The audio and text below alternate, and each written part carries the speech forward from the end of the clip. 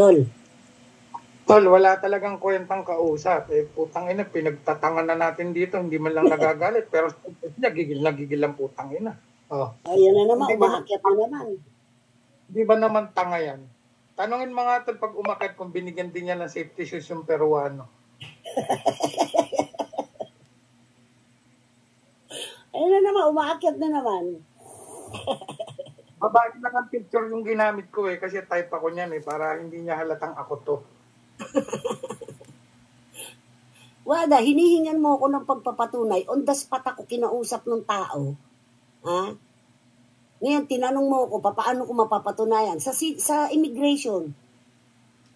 Wala naman talaga Half Japanese, half Peruvian. Walang ganun, Wada.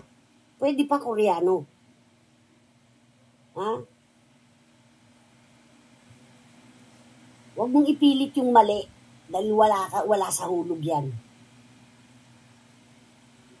Pag iinom ka kasi, huwag masyadong malakas sa pulutan. Kaya kalmado ka Ang ina, kanin. Gusto mong kanin? Ang ina to.